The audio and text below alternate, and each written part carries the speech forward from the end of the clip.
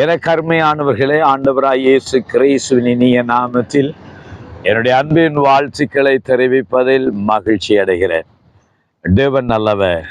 அருமையான குளிர்ச்சியான நேரத்தில் நல்ல ஒரு கடலின் ஓரத்தில் நின்று ஆண்டவருடைய வார்த்தையை உங்களோடு நான் பேசுவதில் மகிழ்ச்சி அடைகிறேன்.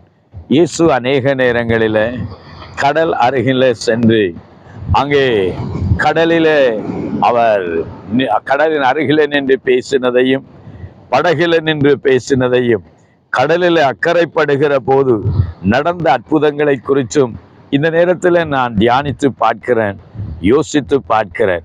ஆம், எனக்கு அருமையானவர்களே, அன்றைக்கு ஒரு நாள் இயேசு கலிலேயா கடல் ஓரத்துக்கு போனார். அந்த கடல் ஓரத்தில் போய் கொண்டிருக்கிற போது அங்கு ஒரு படகை கண்டார். அந்த படகில் அது சீமோனுடையது என்று அறிந்து அந்த படகின் மேலே இயேசு உட்கார்ந்து அங்கே ஜனங்களுக்கு உபதேசம் பண்ணினார் என்று சொல்லி பார்க்கிறோம்.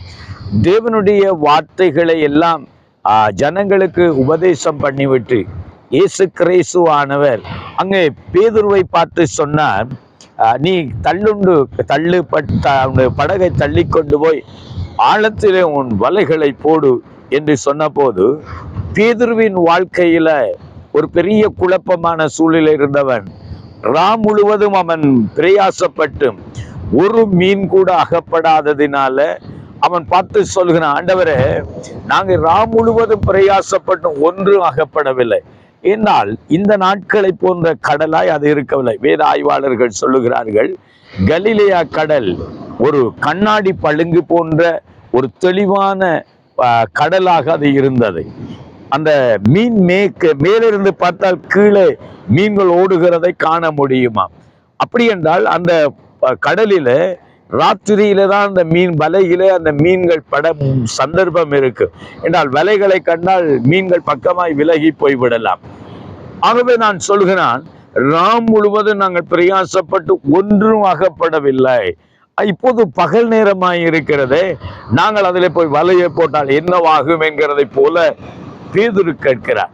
ஆனாலும் அவன் சொல்லுகிறான், ஆகிலும் உம்முடைய வார்த்தையின்படி என் வலையை போடுகிறேன் என்று சொல்லி அவன் படகை தள்ளிக்கொண்டு ஆழத்தில வலையை போட்டான். வேத வசனம் சொல்லுகிறது, லூக்காவின் புஸ்தகம் 5ஆம் அதிகாரத்தில் அவன் திரளான மீன்களை பிடித்தான் என்று சொல்லி பார்க்கிறோம். ஏன் இப்படி நடந்தது? முதலாவதாக நாங்கள் அறிய வேண்டும், தேவன் சொன்ன வார்த்தைக்கு கீழ்ப்படிந்தவனாக அவன் வலைகளை போடுகிறதை பார்க்கிறான். அவன் சூழ்நிலையை பார்க்கவில்லை. ராத்திரியில நான் மீன் பிடிக்கிறது அவனுடைய இயல்பான நிலைமை. அவன் ஒரு மீனவன். இயேசு கிறிஸ்து ஒரு தச்சனுடைய குமாரன். ஆனால் பேதுரு ஒரு மீனவனுடைய மகனாக இருந்திருக்க வேண்டும்.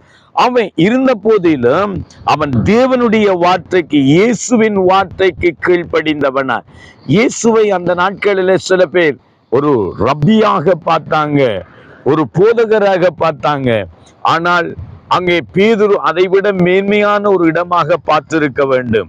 ஒரு வேளையில போதகராய் கூட பார்த்தால் கூட தேவனுடைய வார்த்தைக்கு கீழ்ப்படிந்தவனாக, அவருடைய வார்த்தைக்கு கீழ்ப்படிந்தவனாக அங்கே போடப்பட்ட அந்த வலையை போட்ட போது சரணான மீன்களை பிடித்தான் என்று சொல்லி பார்க்கிறான்.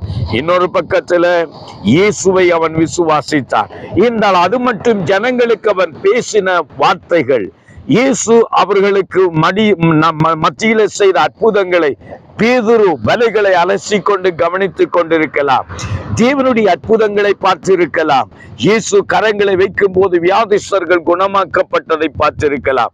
இயேசுவை கண்டவுடனே பிசாசுகள் அலறுகளை பார்த்திருக்கலாம். ஆகவே அவன் இயேசுவை விசுவாசித்தவனாக, அவரால் அற்புதம் செய்ய முடியும், அவரால் எனக்கும் நன்மை செய்ய முடியும் என்று சொல்லி இயேசுவை விசுவாசித்தவனாய் அந்த வலையை ஆழத்திலே போட்டார். ஆம், எனக்கு அருமையானவர்களே, இன்றைக்கு உங்களுடைய வாழ்க்கையில உங்களுக்கு ஒரு அனுபவம் இருக்கலாம். நீங்கள் பலவிதமான தொழில் ரீதியான அனுபவங்கள் உடையவர்களாய், இல்லாவிட்டால் உங்களுடைய அறிவு சார்ந்த அனுபவம் உடையவர்களாய், வாழ்க்கையில நீங்கள் கடந்து போன பாதைகளில அனுபவம் உடையவர்களாய் இருக்கலாம். ஆனால் உங்கள் அனுபவங்களுக்கு மேலாக ஆண்டவருடைய வார்த்தைக்கு கீழ்ப்படிந்து பாருங்கள், தேவனுடைய வார்த்தையை விசுவாசித்து பாருங்கள். ஒரு வேளையில நீங்கள் காற்றையும் காண மாட்டீர்கள் தான், மழையையும் காண மாட்டீர்கள் தான். ஆனால் தேவனுடைய வார்த்தையை விசுவாசித்து கீழ்ப்படிந்தால் அற்புதங்களை காண்பீர்கள். ஹல்லேலூயா. நீங்கள் இரவு முழுவதும் பிரயாசப்பட்டும் ஒன்றும் அகப்படாத பேதுருவை போல உங்கள் வாழ்க்கையில நீங்கள் கலக்கத்தோடு குழப்பத்தோடு நின்று கொண்டிருக்கலாம். எவ்வளவோ முயற்சி செய்தேன், எவ்வளவோ ட்ரை பண்ணினேன், எவ்வளவோ நான் அங்கே பிரயாசப்பட்டு விட்டேன், ஒன்றும் இல்லை, எல்லாம் தோல்வியாய் முடிந்து விட்டது, எல்லாம் வெறுமையாக்கப்பட்டு விட்டது, எல்லாம் நஷ்டமாகி விட்டது, எல்லாம் பக்கத்தாலும் என் வாழ்க்கையில வெறுமையை நான் உணர்கிறேன் என்று இருந்தாலும் இன்னைக்கு தேவனுடைய வார்த்தையை விசுவாசித்து கீழ்ப்படிந்து பாருங்கள். தேவன் உங்களுக்கு அற்புதங்களை செய்வார். ஜெபம் பண்ணுவோமா? எங்களை நேசிக்கிறங்கள் அருமை தகப்பனே, இந்த செய்தியை கேட்கிற உம்முடைய பிள்ளைகள் ஆண்டவரை யார் யார் உம்முடைய வார்த்தையை விசுவாசிக்கிறார்களோ, உம்முடைய வார்த்தைக்கு கீழ்ப்படுகிறார்களோ, அவர்கள் வாழ்க்கையில் இன்றைக்கு அற்புதம் நடப்பதாக. அவர்கள் தோல்விகள் மாறட்டும், அவருடைய துக்கங்கள் மாறட்டும், அவருடைய குறைவுகள் மாறட்டும்.